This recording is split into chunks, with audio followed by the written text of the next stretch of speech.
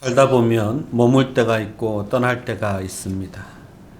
갖고 모을 때가 있고 또 다 잃어버릴 때도 있습니다. 가까워질 때도 있고 멀어질 때도 있습니다. 항상 좋은 것이 있고 안 좋은 것이 있죠. 근데 때로는 안 좋은 것이 한꺼번에 몰려올 때가 있습니다. 도망갈 때입니다. 도망갈 때는 머물렀던 그리고 익숙한 모든 환경에서 그냥 떠나야 하고요. 그동안 가지고 쌓아놓았던 것도 다 두고 가야 하고요. 가까웠던 관계들, 자기를 지켜주고 보호했던 모든 관계들을 한꺼번에 다 잃어버립니다. 그것이 도망자로서의 삶입니다. 얼마나 힘들고 얼마나 안타까운지 모릅니다. 가족과도 멀어지고 익숙한 환경을 떠나야 하고 다 잃어버린 사람들이 바로 도망자입니다. 야곱은 아버지와 형을 속이고 사기극을 벌였기 때문에 이제 자신을 죽이려고 하는 형을 떠나서 피해야 합니다. 떠나야 합니다. 자기가 머물던 가족과 집을 떠나야 하고요. 자기가 그렇게 사랑하는 어머니 곁을 떠나야 합니다.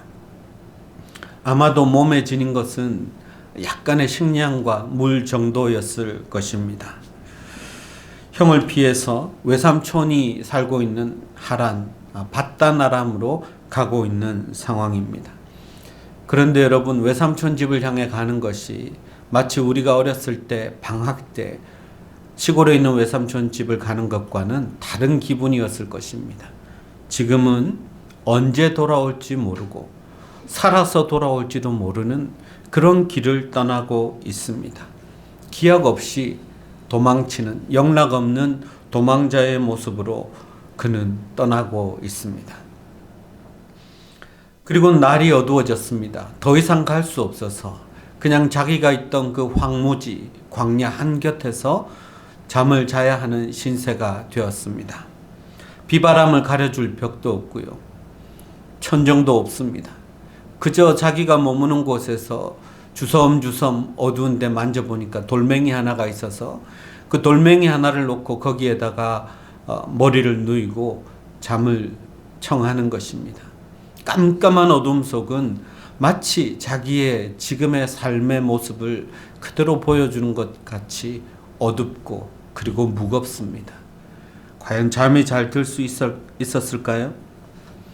아마 자신이 벌였던 사기극을 곱씹어 봤을 것입니다. 자기를 떠나보내던 아버지, 어머니의 모습도 떠올려 봤을 것입니다. 살기 등등한 형 에서의 모습도 스쳐 지나갔을 것입니다. 쉽게 잠들 수 없는 밤입니다. 어쩌면 후회가 몰려왔을 수도 있습니다. 어쩌다가 이렇게 되었지? 걱정도 몰려옵니다. 이제 앞으로 어떻게 살아가야 하지?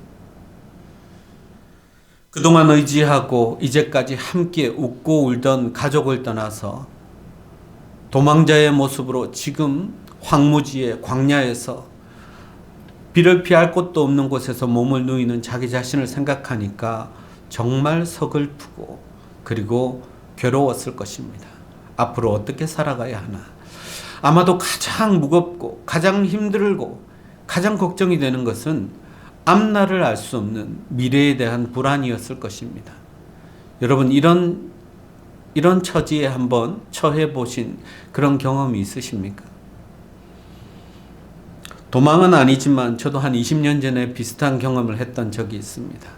이민을 오기 위해서 가족들을 비행기에 태우고 오는데 이제 갓 100일 지난 아이는 인펀트 베시넷이라고 하나요? 거기 소쿠리 같은 데 담아가지고 앞에다가 딱 걸어놓고 아내와 어린 두 자녀는 어떻게든 피곤했는지 잠을 이루고 있지만 저는 잠을 이룰 수가 없었습니다.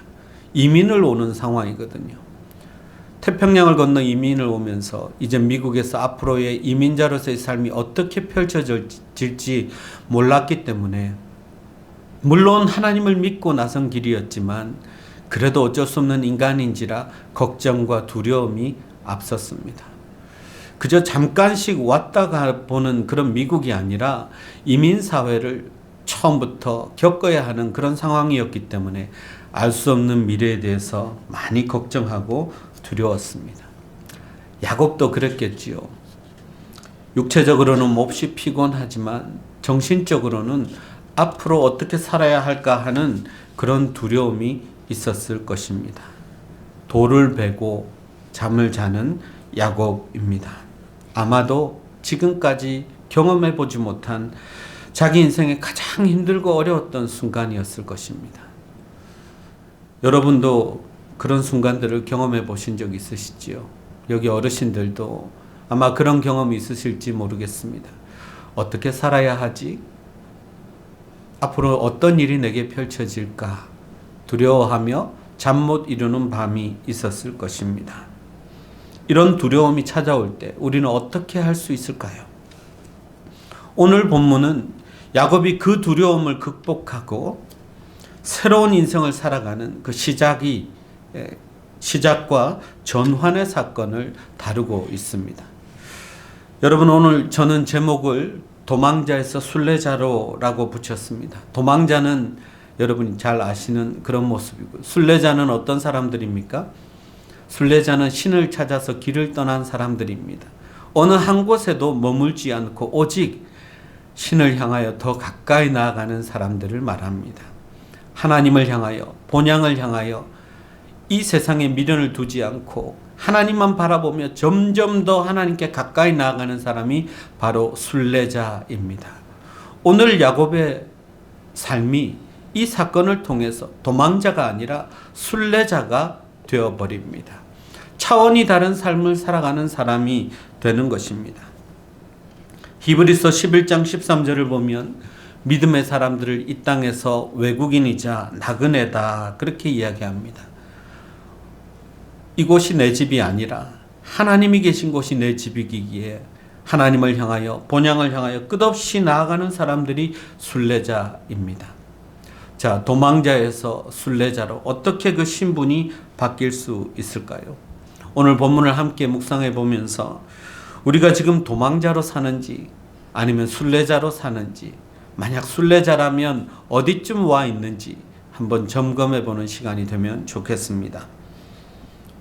그 시작은 놀랍습니다. 그렇게 쫓기고 도망가던 야곱이 한 일은 그냥 누워서 그 자리에서 잠든 것밖에 없었습니다. 그런데 하나님이 그를 찾아오셨습니다. 하나님이 찾아오심으로 이 위대한 전환이 일어나고 이 놀라운 사건이 일어나는 것입니다. 왜 하나님은 이 야곱을 찾아오셨을까요? 그 어둠 속에서 겨우 잠들어 있는 야곱에게 하나님은 찾아오셨을까요? 야곱이 하나님의 상속자이기 때문에 그렇습니다. 야곱이 아브라함처럼 하나님으로부터 복받은 믿음의 가문의 상속자이기 때문에 그렇습니다. 그러니까 야곱은 다 잃어버린 것 같지만 하나님의 자녀라는, 하나님의 상속자라는 신분과 정체성은 변하지 않았습니다. 그래서 하나님은 그를 찾아오셨습니다. 여러분, 우리도 마찬가지입니다. 여러분도 마찬가지입니다. 우리가 찾기 전에 하나님이 먼저 우리를 찾아오십니다. 우리가 도망치듯 쫓기듯 그렇게 살아가고 있을 때 언제나 하나님은 우리를 먼저 찾아오시는 분이십니다. 우리를 선택하셨기 때문입니다. 우리를 부르셨기 때문입니다. 어두운 밤 같고 아무것도 없는 인생, 광야 같은 삶을 살아간다 할지라도 하나님은 우리를 찾아오십니다. 우리가 하나님의 백성이기 때문입니다. 우리를 만나주시고 그리고 우리를 축복하시고 우리와 관계를 맺으십니다. 우리 하나님은 그런 하나님이십니다. 그렇게 하나님이 우리를 찾아오셔서 우리를 만나는 순간 우리는 삶의 가치가 달라집니다. 목적이 달라지고 비전이 달라집니다. 오직 하나님을 향해 나아가는 순례자로 살아가게 되는 것입니다. 야곱이 꿈을 꾸게 되었습니다. 사닥다리가 하늘에 닿아 있고요. 그 사닥다리로 천사들이 오르락 내리락 합니다. 그리고 하나님께서 서서 말씀하십니다. 나는 여호와니 너의 조부 아브라함의 하나님이요 이삭의 하나님이라 하십니다. 이제 야곱의 하나님이 되어주시겠다는 것입니다. 아브라함의 하나님, 이삭의 하나님, 그 하나님이 바로 나의 하나님, 되어 주시겠다는 그런 선언입니다. 그래서 하나님은 이삭과 야곱과 관계를 새롭게 하십니다. 우리가 어디로 가야 할지 모르고 무엇을 해야 할지 모르고 앞으로 어떻게 될지 모를 때 우리는 어떻게 해야 합니까? 우리에게 말씀하시는 하나님 앞에 내 믿음을 고백하면서 하나님과의 관계를 다시 정립해야 합니다. 아브라함의 하나님, 이삭의 하나님, 야곱의 하나님, 나의 하나님, 그 하나님이 나의 하나님이 되시는 줄 믿습니다. 이렇게 믿음으로 고백하고 관계를 새롭게 정립하고 하나님을 만나야 합니다. 하나님이 야곱을 찾아오신 것처럼, 그리고 우리 예수님께서 인류를 구원하시기 위해서 온 인류를 향해 직접 찾아오신 것처럼 항상 하나님은, 우리 주님은 찾아오시는 분이십니다. 예수님은 이 땅에 오셔서 병자들을 찾아다니셨습니다. 스스로 움직일 수 없는 중풍병자도 찾아가셨습니다. 아주 오래된 병을 앓고 있는 병자들도 직접 찾아가셨습니다. 그 주님을 만날 때 회복과 치유의 역사가 나타나는 것입니다. 하나님은 그들을 만나서 회복시키시고 구원해 주시는 하나님이십니다. 나는 왜 이럴까? 무기력증에 빠질 수 있습니다. 내가 할 수 있을까? 절망에 빠져 있을 때도 있습니다. 그러나 그런 하나님의 자녀들에게 하나님은 직접 찾아오십니다.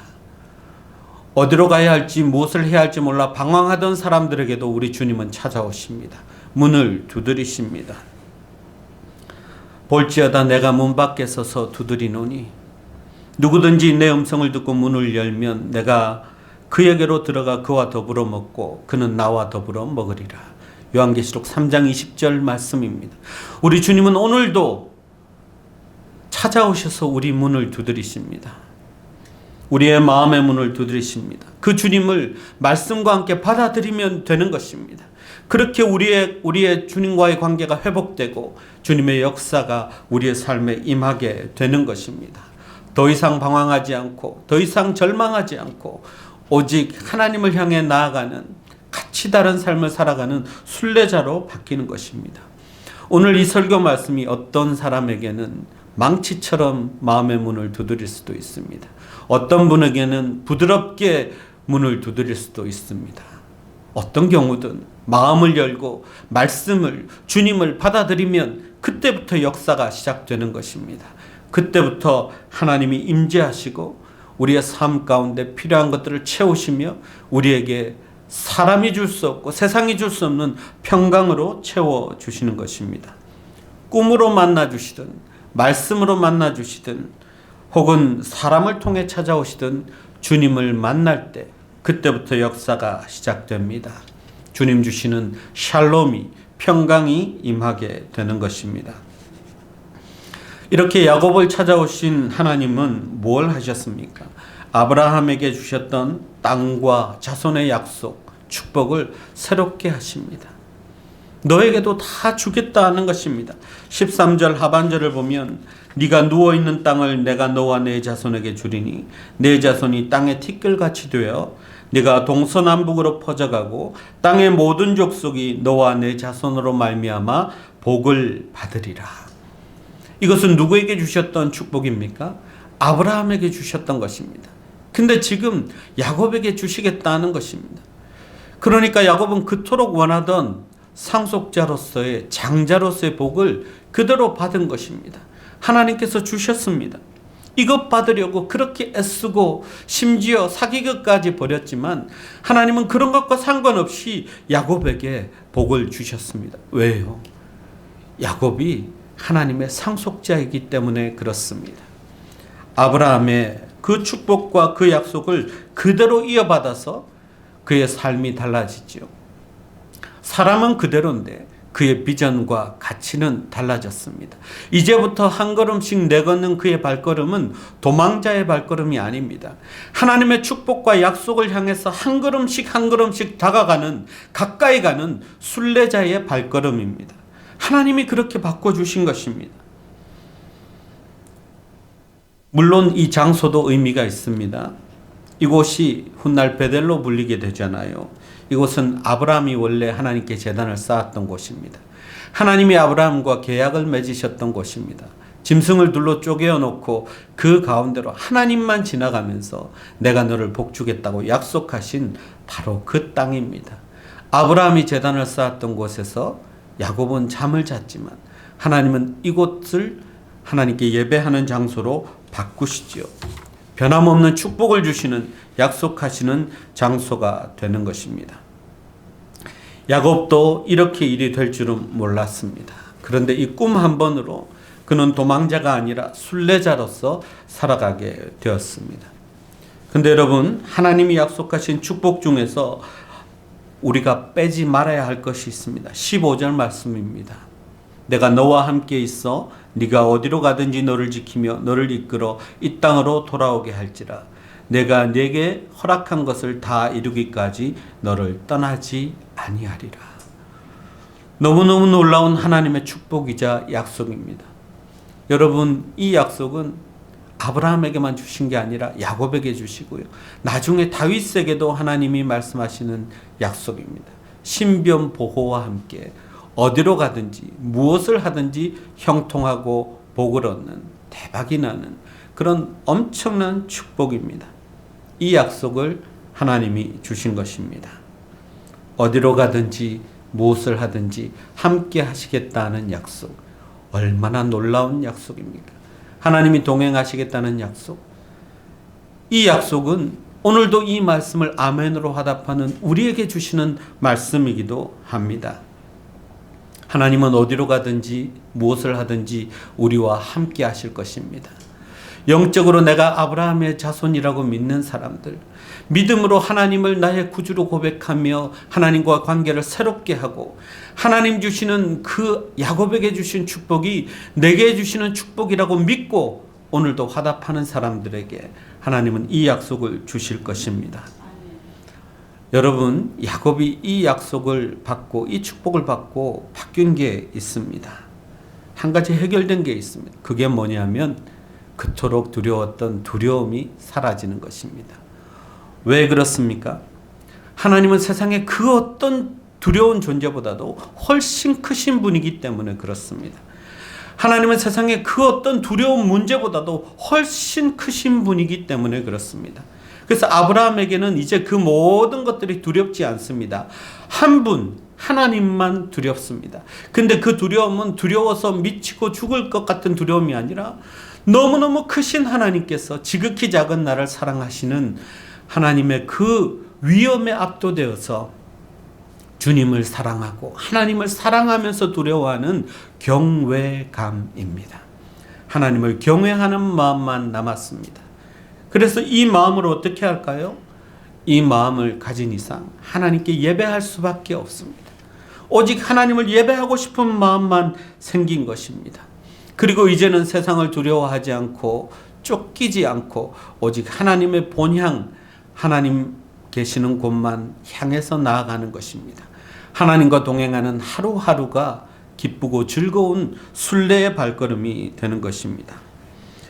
여러분, 야곱이 잠에서 깨자마자 깨달은 것이 있습니다. 이곳이 하나님의 임재가 있는 곳이라는 것이죠. 바로 하나님이 여기 계시다는 사실을 깨달은 것입니다. 잠자기 전에는 지극히 평범한 광야, 황무지의 한 모퉁이였습니다. 그런데 하나님이 함께 하시니 이곳이 하나님의 임재가 있는 놀라운 축복의 장소가 되었습니다. 바로 이곳에서 자신은 하나님을 만나서 인격적인 관계를 맺었죠. 하나님이 그 놀라운 축복을 주시겠다고 약속하셨죠. 그리고 하나님을 향해서 넘치는 경외감이 생겨난 것입니다. 그래서 야곱이 이곳을 다르게 이제 대하기 시작했습니다. 자기가 베고 잤던 돌베개를 기둥으로 세우고 기름을 붓고 베델이라 이름을 붙였습니다. 하나님을 예배하는 것만이 그가 앞으로 계속해야 할 일이고 가장 귀하게 여길 일이고 무슨 일이 있어도 하나님을 예배하는 것을 잊지 않겠다는 그의 다짐과 의지입니다. 예배밖에 없습니다. 하나님이 우리에게 주신 축복과 약속이 이루어지기까지 우리가 할 일도 예배밖에 없습니다. 이것이 그가 두려워하던 미래를 향해서 나아가면서 해야 할 가장 큰 준비였습니다. 앞으로는 자신이 뚫고 나가야 할 미래의 두려움의 상대가 다가올 때마다 그는 예배할 것입니다. 어디로 가야 할지 무엇을 해야 할지 모를 때마다 그는 예배할 것입니다. 예배야말로 자기에게 주신 가장 큰 축복이고 가장 큰 보호장치라는 것을 알았기 때문입니다. 이 예배야말로 자기가 그냥 도망자가 아니라 순례자임을 지켜주는 것이기 때문입니다. 그래서 그는 이렇게 서원까지 하게 되지요. 하나님이 그렇게 복 주시겠다니 나도 내 삶의 방향을 바꾸어서 온전히 하나님만 높이는 삶을 살겠습니다. 내가 세운 이 돌이 하나님이 거하시는 성전이 될 것입니다. 내가 어디로 가든지 나는 하나님의 성전으로 살겠습니다. 그리고 하나님께서 베풀어 주시는 모든 축복을 받을 때마다 그 모든 것이 하나님의 은혜라고 나는 고백하겠습니다. 그래서 하나님께 영광을 돌리는 11조를 드리겠습니다. 자신의 삶의 모든 영역에 하나님이 주시는 축복을 통해 하나님께 영광을 돌리겠다는 그런 소원을 하나님께 드리게 되는 것입니다. 어느새 야곱은 순례자가 되어 있습니다. 더 이상 도망자가 아닙니다. 매일 매순간을 예배자로 살아가고 매일 매순간을 하나님께 영광 돌리는 사람, 그런 사람이 되겠다는 것입니다. 여러분, 야곱이 특별한 사람이어서 그렇습니까? 도덕적인 사람이어서 그렇습니까? 그렇지 않습니다.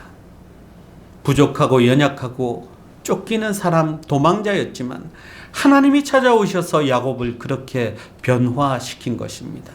하나님의 은혜가 임하자 그의 삶의 목적과 목표가 완전히 바뀌어서 하나님께 예배하고 하나님을 향해 나아가는 순례자로 바뀐 것입니다. 여러분, 오늘 하나님이 이 말씀을 우리에게 주는 목적이 뭐겠습니까? 우리도 야곱처럼 순례자로 살아가라는 말씀입니다. 비록 우리의 삶의 환경이 도망치듯 쫓기듯 힘들 수 있습니다. 그러나 하나님과의 관계를 맺고 하나님의 그 축복과 약속을 잊지 않고 하루하루를 예배자로 살아간다면 하나님은 우리의 삶을 순례자의 삶으로 만들어 주실 것입니다. 우리가 아까 찬양한 것처럼 날마다 하나님께로 더 가까이 나아가는 순례자의 삶이 될 줄 믿습니다. 지지난주인가요? 수요일에 우리를 방문하셨던 김재동 목사님 계십니다. 그 목사님 네 분을 어떻게 모실까 하다가 펜실베니아에 있는 사이트 앤 사운드 티어터에 가서 성극을 하나 관람했습니다. 여호수아라는 제목의 성극이었죠. 근데 그 전반부는 모세를 따라다니면서 이스라엘 백성들과 함께 어울리는 그 모습을 보여줍니다. 근데 계속해서 이스라엘 백성들이 불신을 보여주고요. 하나님을 원망하고 모세를 원망하면서 금송아지를 만들고 난리 무르스를 춥니다. 그러니까 이스라엘 백성들이 뺑뺑 도는 거예요. 광야를 계속해서 걷는 모습을 보여줍니다. 그때 여호수아가 모세에게 묻습니다. 어째서 우리는 지금 이 광야를 계속 맴돌고 있습니까? 약속의 땅에 거의 가까이 온 것 같은데 왜 우리는 약속의 땅에 들어가지 못합니까? 그때 모세가 이렇게 얘기합니다. 약속의 땅에 가까이는 왔으나 너희들은 하나님께 가까이 오지 않았다. 물리적으로는 하나님께 가까이 온 것 같으나, 약속의 땅에 가까이 온 것 같으나 아직 하나님께는 가까이 오지 않았다. 여러분, 이 대사가 너무나 제 가슴에 와 닿았습니다. 이스라엘 백성들의 그 모습을 정확하게 표현해 주었을 뿐만 아니라 오늘날 많은 성도들의 모습이기도 하기 때문입니다. 교회는 나오고 약속의 땅에 축복에 가까이 온 것 같은데 축복을 온전히 누리지 못하는 이유는 하나님께 가까이 나아오지 못하는 것입니다. 하나님과의 관계를 새롭게 정립하지 않기 때문입니다. 하나님이 약속하신 축복과 그 약속으로부터 멀어져 있고 언제나 도망치듯 쫓기듯 살기 때문입니다. 하나님을 만나면 될 텐데. 그래서 하나님이 주신 그 축복과 약속을 믿고 날마다 성령과 진리로 진심으로 예배할 때마다 하나님은 그를 만나 주실 것이고 복 주실 것인데 그걸 못하는 것입니다. 예배를 중요하게 여기지 않습니다. 소홀하게 여깁니다. 여러분, 우리는 어떤 사람들입니까? 겨우겨우 예배만 드리는 사람들은 아닙니까? 예배는 드리지만 말씀대로 살지는 못하는 그런 사람들은 아닙니까? 교회를 키우는 데는 관심이 있지만 스스로가 성전이 되고 하나님이 거하시는 그런 사람이 되는 것에는 인색하고 여전히 부족한 사람들은 아닙니까? 우리 자신이 교회가 되는 것, 우리 안에 하나님이 거하시는 것, 그것이야말로 진짜 축복인데 그것보다는 교회를 통해서 뭔가 다른 것을 얻고 싶어 하지는 않습니까? 하나님은 하나님 자신을 주시려고 하는데 하나님 자신보다 하나님으로부터 오는 뭔가 다른 내가 좋아하는 그런 것들에만 관심이 있지는 않습니까? 만약 그렇다면 우리는 여전히 도망자입니다. 아직 순례자가 아닐 것입니다. 하나님은 오늘 우리를 도망자가 아니라 순례자로 살라고 말씀하십니다. 간단합니다. 하나님을 나의 하나님으로 고백하고 아브라함의 하나님, 이삭의 하나님, 야곱의 하나님, 나의 하나님으로 고백하고 그 하나님이 주시겠다고 하는 축복과 약속을 온전히 믿고 내 마음을 다해 영을 다해 모든 것을 다해 하나님을 예배하면 하나님은 우리를 순례자로 하나님을 예배하며 날마다 하나님께 더 가까이 나아가는 순례자로 우리를 변화시켜 주실 것입니다. 우리는 도망자가 아닙니다. 날마다 하나님께 가까이 나아가는 순례자입니다. 우리가 하나님을 향해 나아가는 길에 성령께서 동행하시고 우리를 지켜주시고 우리를 보호하시고 우리를 복주실 줄 믿습니다. 기도하겠습니다. 하나님, 이민살이가 만만치 않아서 늘 쫓기듯 불안하고 두려움도 찾아오지만 하나님이 우리를 먼저 찾아오시고 만나주시고 축복하시고 지켜주심을 믿습니다. 오직 하나님만 의지하여 우리의 삶의 자세가 바뀌고 목적과 비전이 바뀌어서 거룩하신 하나님께 더 가까이 나아가는 우리가 되게 하여 주옵소서. 하나님과 날마다 동행하는 순례자가 되게 하여 주옵소서. 예수님의 이름으로 기도하옵나이다. 아멘.